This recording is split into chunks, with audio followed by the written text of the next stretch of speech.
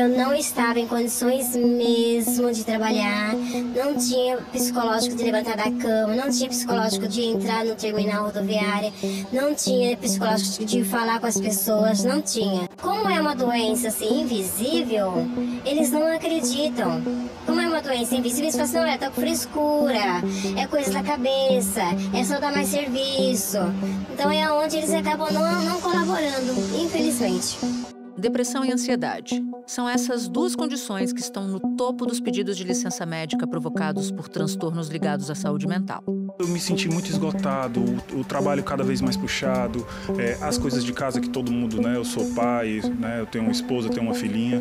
Então, muita coisa me consumiu e eu meio que não tinha um escape. Então, eu me senti sufocado. Até aqui nada de novo, mas talvez o que você não saiba é que o número de afastamentos por problemas de saúde mental explodiu no ano passado. Um levantamento exclusivo do G1 com dados do Ministério da Previdência Social mostra um cenário muito preocupante. Em 2024, a crise de saúde mental resultou em quase 500 mil de pedidos de afastamento do trabalho, um aumento de 68% em relação ao ano anterior. Eu já comecei a chorar, já comecei a sentir pânico, já comecei a sentir perseguida. É bem difícil, porque tem dia que a angústia vem, é tristeza, choro, e eu não consigo sair do choro. Segundo a Organização Mundial de Saúde, esses afastamentos geram uma perda de US$ 1 trilhão por ano no mundo todo. O Brasil hoje é o primeiro lugar no mundo em percentuais de pessoas com transtornos de ansiedade. Também somos um país de pessoas deprimidas. No ano passado, inclusive, o governo atualizou uma norma, a NR1, para que empresas reduzam os riscos no ambiente de trabalho. E essa atualização vai entrar em vigor a partir do dia 26 de maio.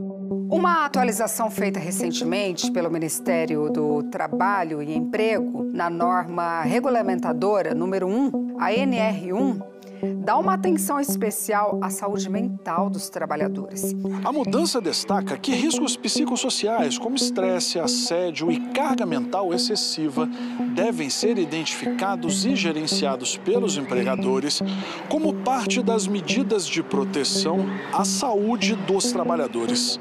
Um problema que exige olhar atento tanto de quem trabalha quanto de quem emprega. Saúde mental pede cuidados individuais, ou seja, o que os indivíduos podem aprender a fazer. Saúde mental pede atitudes institucionais, o que as empresas, as organizações podem aprender a fazer. E as políticas públicas, o que as autoridades podem também fazer.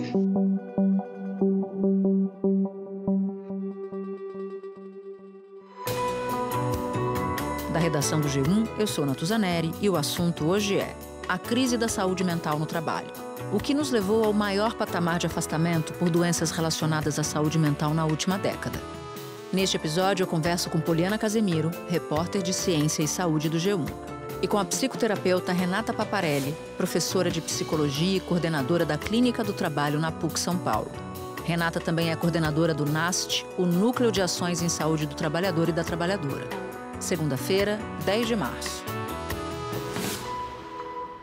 Poliana, você e a Rayane Moura tiveram acesso a dados exclusivos que mostram um problema no Brasil crescente, que é muitos trabalhadores vivendo crise de saúde mental nos seus postos de trabalho, o que é um problema para os trabalhadores, naturalmente, mas também para as empresas. Só a título de informação, em 2024 foram 500 mil de afastamentos do trabalho e já é o maior número em 10 anos. Traduz para a gente, por favor, esses números e que tipo de relatos você ouviu quando começou a entrevistar as pessoas para essa reportagem? A gente vinha percebendo isso, a Rayane é repórter de trabalho, eu sou repórter de saúde, então a gente vinha percebendo assim, um debate maior sobre as questões de saúde mental, um impacto maior na saúde pública, e a gente queria entender quais eram os impactos disso em outros aspectos. Então a gente foi pedir para o Ministério da Previdência Social dados sobre quais eram as doenças mais comuns de afastamento. E quando os dados chegaram, a gente percebeu que era um número alarmante, que são esses de mais de 400 mil, que são os dados de 2024. Então a gente pediu uma série histórica para entender se isso era normal, se o número vinha crescendo. E o que a gente percebeu é que se mantinha um certo padrão por um tempo e do ano passado para cá foi o maior aumento que a gente já teve nessa série histórica. Foi mais de 60% de crescimento. E os dados são impulsionados pelo número maior de quadros de ansiedade e depressão. Ou seja, aqui então, segundo os números que você escolheram, um deles você acabou de nos citar, foram 472 mil solicitações de afastamento desses funcionários das suas atividades. E no total de 2024 foram 3,5 milhões de pedidos de licença. Isso, 3,5 milhões de pedidos de licença de saúde geral e 472 mil pedidos de afastamento. Então, por saúde mental. Exato, por transtorno de saúde mental. Então, aí, nesse número de doenças, estão as doenças mais prevalentes de licenças por saúde mental. Então, quando a gente olha esse cenário, é um número alto, né? São 283 mil afastamentos em 2023 contra mais de 400 mil, quase 500 mil afastamentos. É muita coisa. E todos os especialistas com quem a gente falou disseram exatamente isso. É muita coisa. É um índice, é um sinal de crise de saúde mental no país. Todos esses números, eles são só a ponta do iceberg. Porque, como a empresa que a gente conversou, eles tiveram vários afastamentos, mas nenhum deles pelo INSS. Essas pessoas não entram nessa lista. A pessoa que pegou um atestado de 2, 3, 4 dias, ela não entra na lista. A pessoa que pediu a licença ao INSS e teve o pedido rejeitado, com esse CID, também não entra na lista. A gente tem um número de trabalhadores na informalidade muito alto. Então, eles também não entram nessa lista. Então, assim, essa é a ponta do iceberg da crise de saúde mental que a gente vive no Brasil. É muito alarmante o que você nos traz. Quando a gente está falando de afastamento por saúde mental, a gente está falando de que tipo de doenças? Existe uma prevalência dessas doenças? Sim. Nesse levantamento específico, a gente tem as doenças mais prevalentes. E são ansiedade, depressão, vício em drogas, bipolaridade, vício em álcool. Então, uma série de doenças. As com maiores índices são ansiedade e depressão. Ansiedade em primeiro lugar, seguida por depressão. A gente pediu as doenças com maior prevalência, né? Porque aí são muitos CIDs, alguns com os números muito pequenos.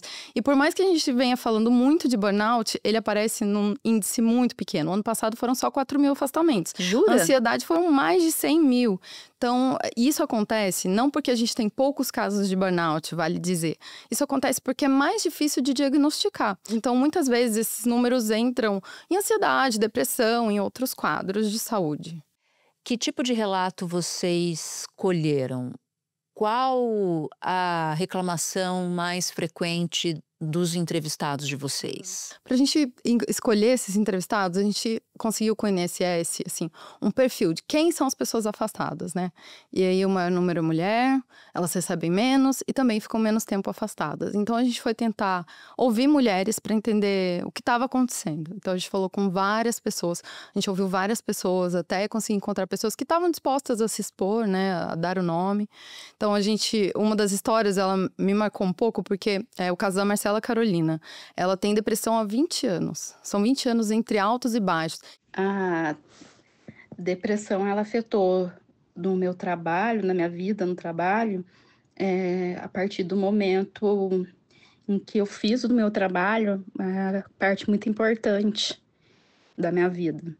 Então, eu acho que as duas coisas caminham meio que juntas, assim, a depressão e o fato de eu colocar o trabalho como mais que 50% de importância na minha vida.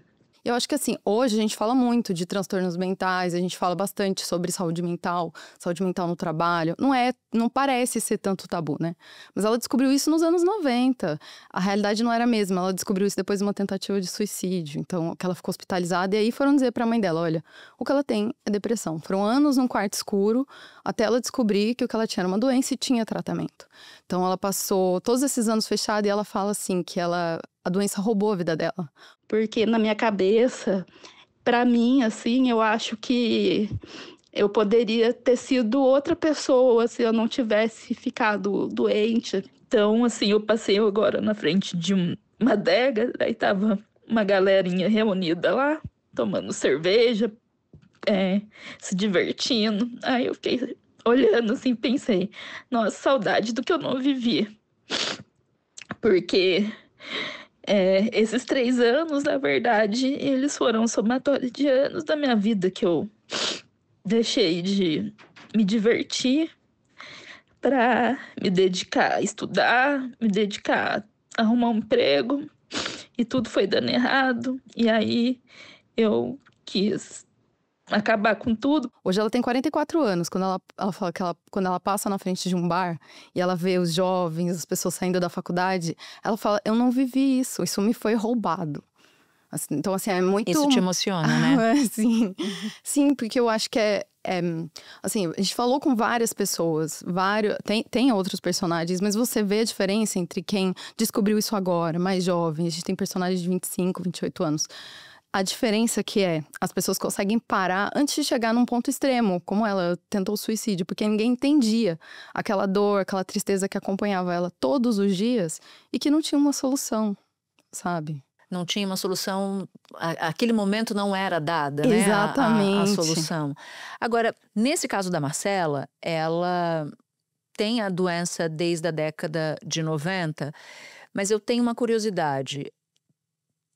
De todo esse número grande aqui de aumento, a gente está falando de casos mais recentes que surgiram agora, em que as pessoas se deram conta agora? Exatamente. Então esse é um ponto. Por que a gente escolheu, né, a Marcela? Nesse perfil, depois conversando com os especialistas, o que eles disseram é o seguinte: esse número, ele é um boom reflexo de um contexto de anos anteriores. Então a gente teve assim, a maior citação entre os especialistas foi a pandemia. E eu sei que parece complicado falar de pandemia, faz 3 anos que a nossa vida voltou ao normal, mas quando a gente para e olha, são 3 anos para superar 700 mil mortes, 3 anos em encerramento de ciclos, que teve uma super alta no número de divórcios, são 3 anos para as famílias se reestruturarem financeiramente. Não é um período longo, é curto. Então, o que a gente está vendo são muito... 3 anos para superar perdas irreparáveis. Irreparáveis, exato, são vidas. Então, essas pessoas, e a crise, assim, as pessoas trabalhavam no automático.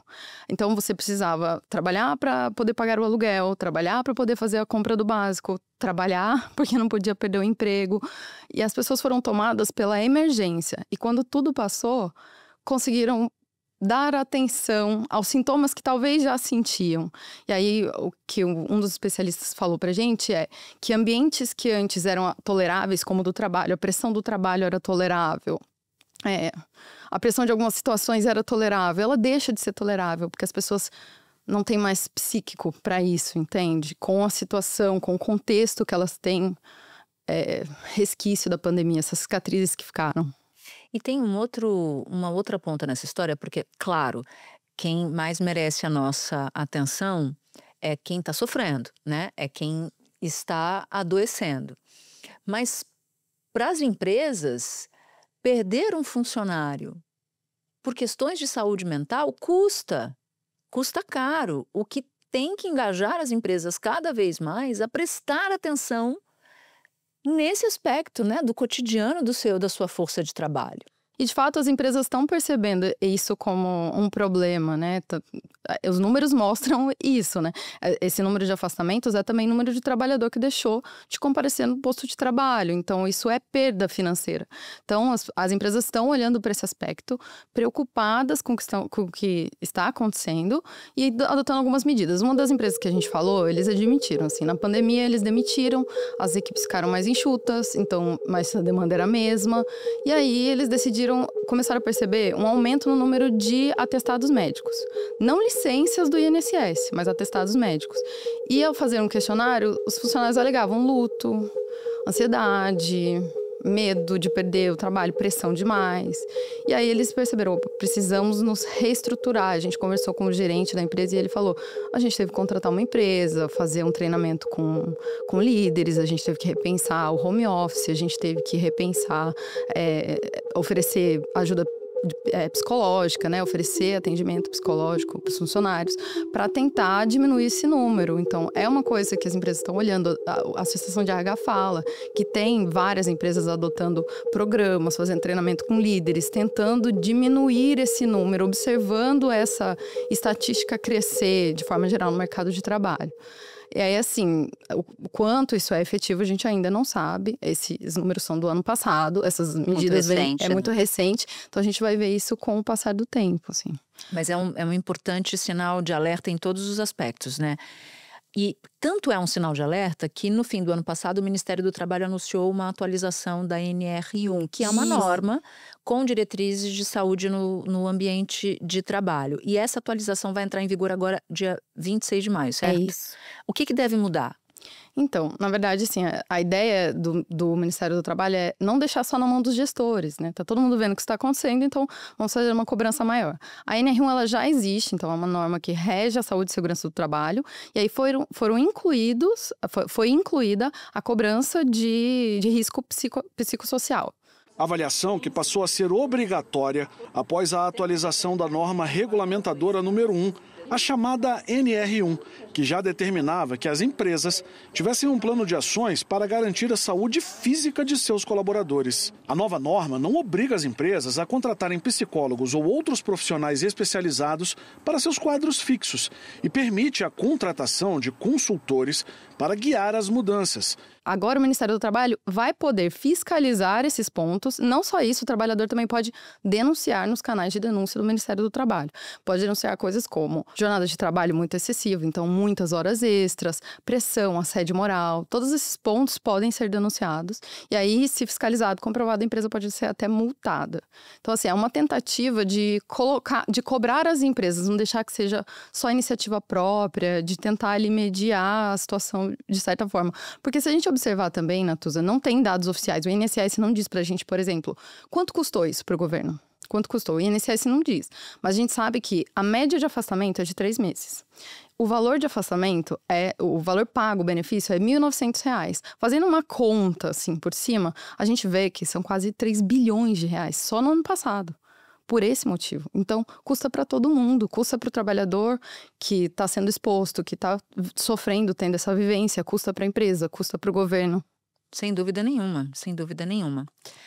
E, por fim, Poliana, eu queria te perguntar, de todas as pessoas que você entrevistou, essas pessoas, elas falam o que sobre o trabalho delas?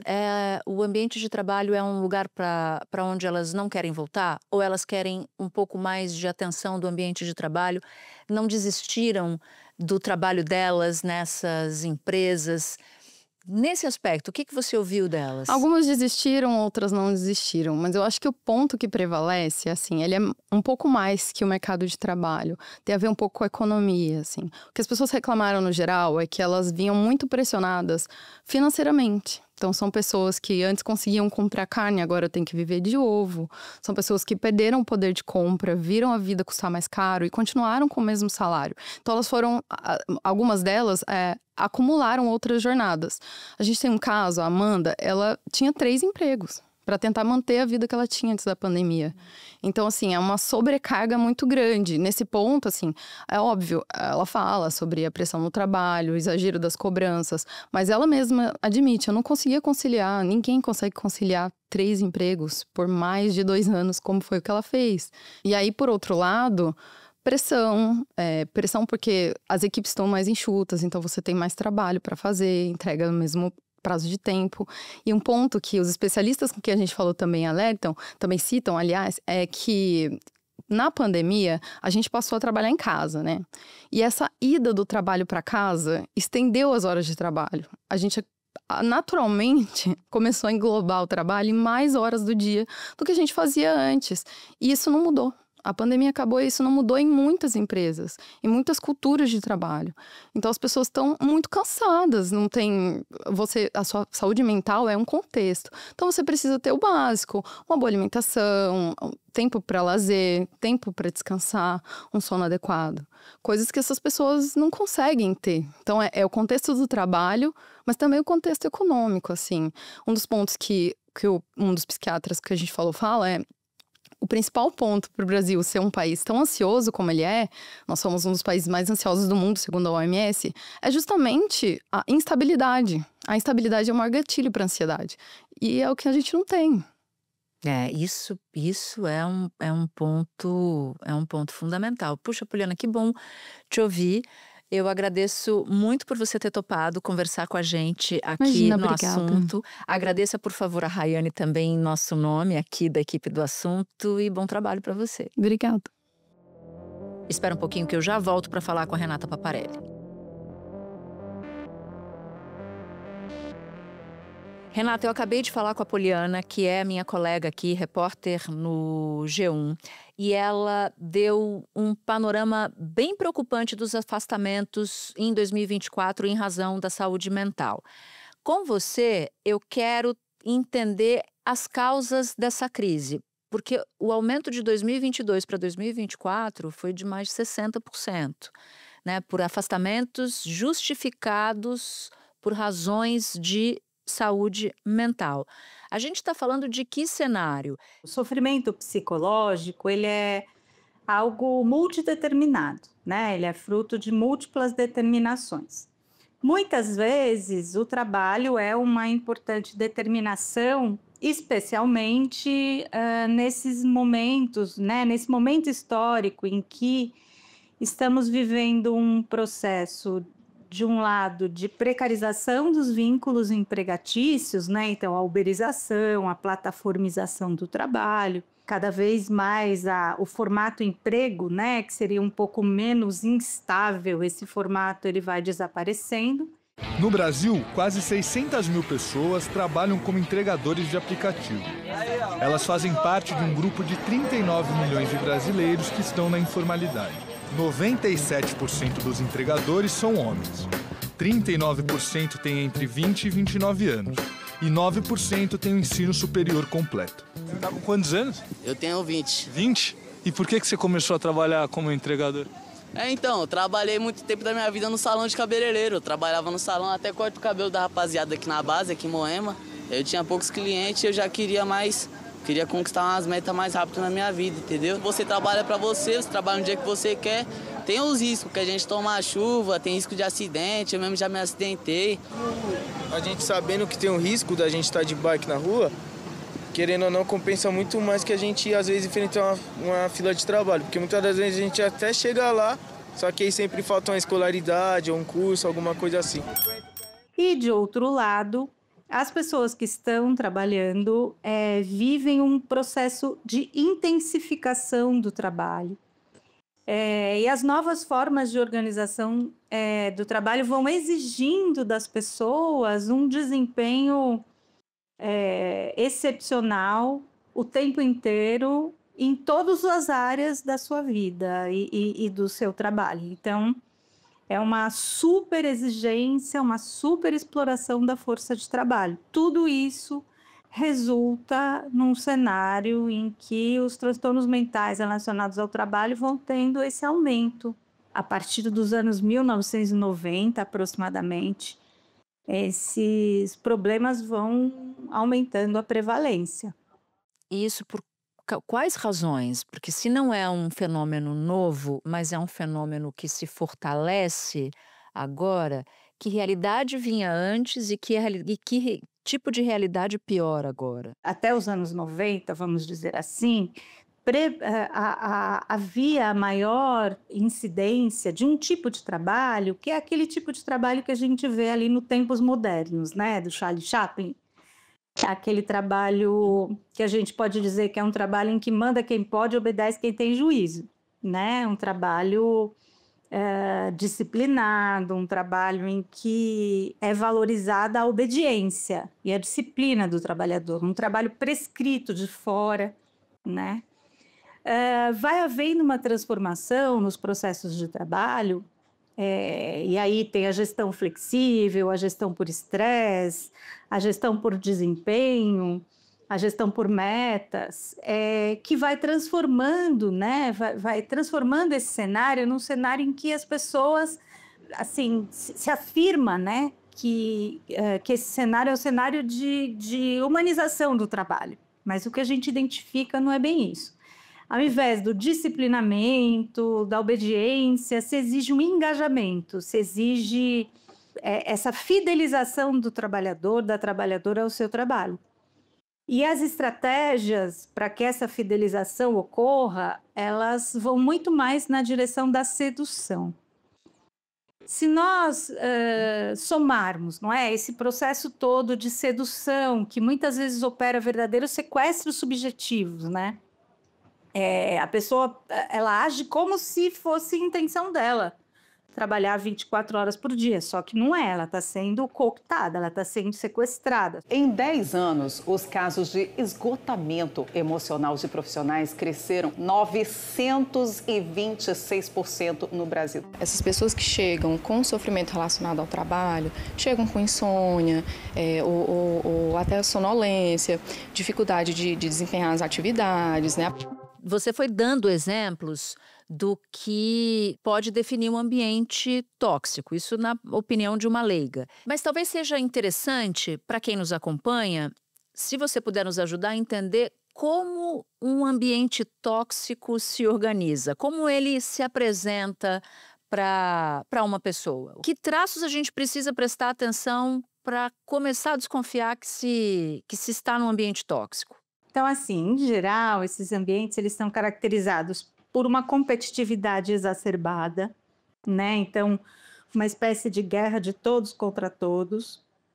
Aquela ideia, né, da lógica da excelência que se expressa muitas vezes para trabalhadores e trabalhadoras como neurose de excelência. Então, um cenário de extrema competitividade, de sobrecarga de exigências. Então, aquela coisa de que você tem que bater metas que são abusivas, de que você não consegue se desconectar do trabalho, quer por conta de equipamentos como celular, mas também porque você não consegue desligar sua cabeça do trabalho, né? O profissional, o trabalhador, ele, nessa carga horária excessiva que muitos têm, né, inclusive professores, médicos e vários outros profissionais, eles ficam sobrecarregados. Nós vimos isso na pandemia, a importância do cuidado com a saúde mental, e nós aprendemos a trabalhar em casa, mas o celular,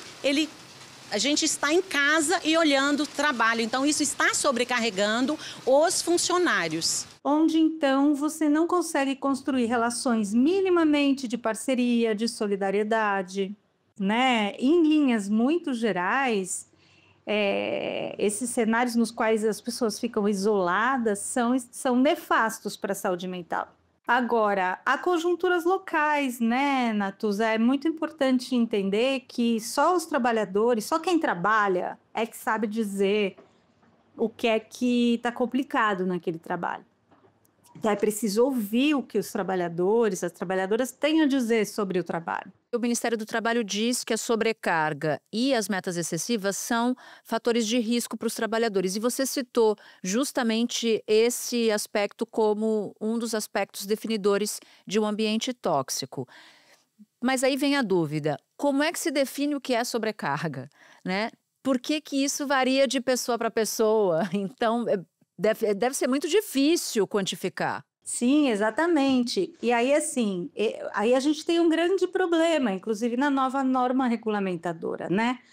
Porque a lógica das NRs, a lógica da saúde ocupacional é muito do respeito à NR ou do uso do equipamento de proteção individual, né, do EPI, quando ela não pode ser sanado, né, o processo ali, sei lá. Uma máquina emite mais decibéis do que a NR de ruído permite. Então, ou eu diminuo o ruído que essa máquina emite, ou eu coloco protetor auricular nos trabalhadores para que eles não desenvolvam perda auditiva. Acontece que quando a gente vai traduzir essa lógica para a saúde mental, é muito complicado, né? Porque essa lógica ela é baseada, na ideia de limite de tolerância. Quantos decibéis, qual é a faixa. 2, essa lógica trabalha muito com a noção de variáveis distintas. Então, o ruído, a iluminação, a sobrecarga, o assédio, né? Como se fossem coisas distintas e separadas. E 3, quem faz a aferição, quem faz a fiscalização disso é uma empresa contratada pela empresa. É uma espécie de amarrar cachorro com linguiça.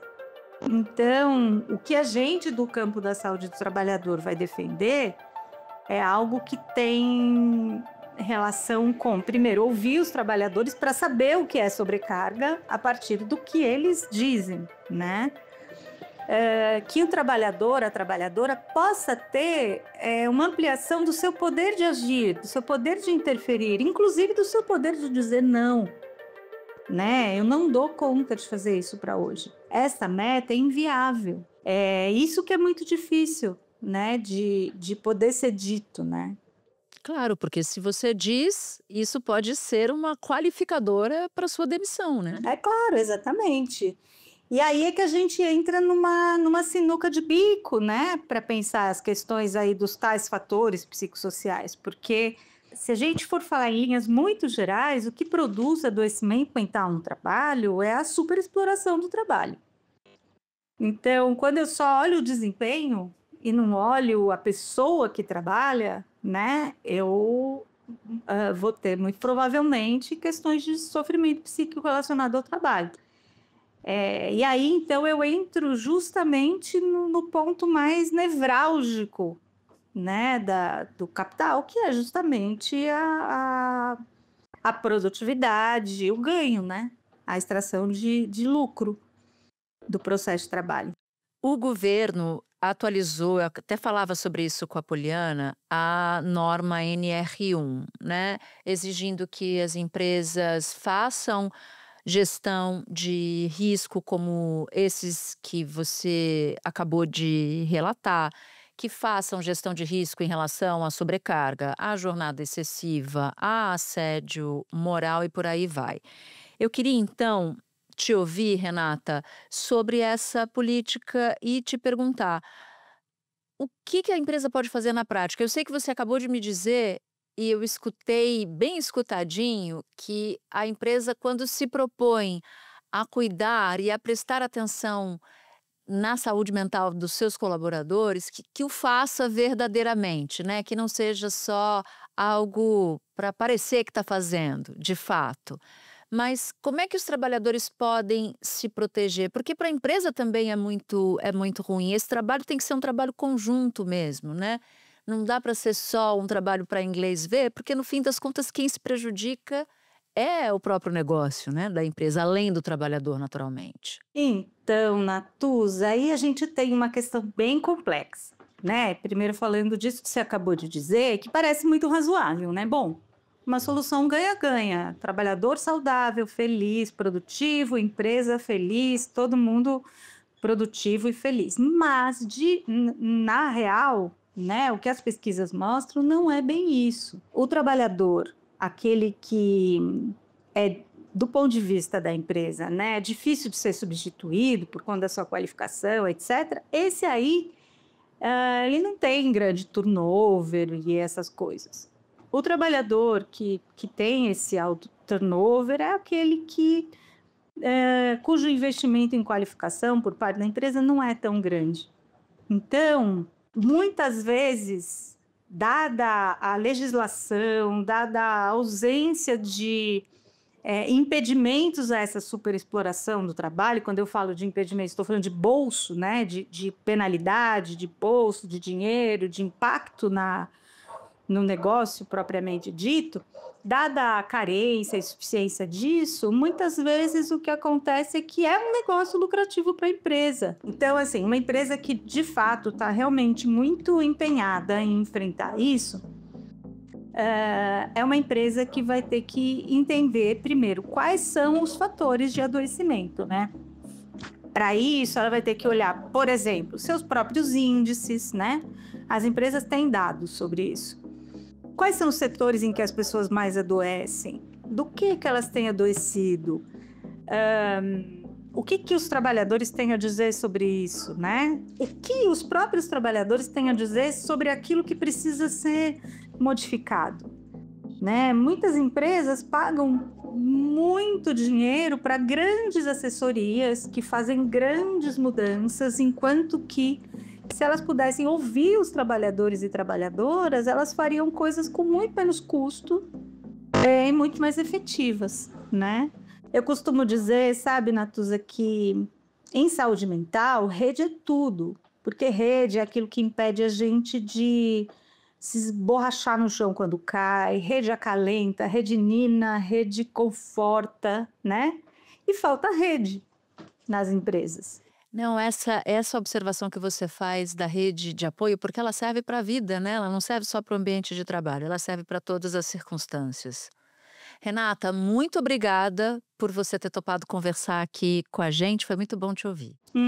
Eu que agradeço, estou disponível, viu? Este foi o Assunto, podcast diário disponível no G1, no Globoplay, no YouTube ou na sua plataforma de áudio preferida.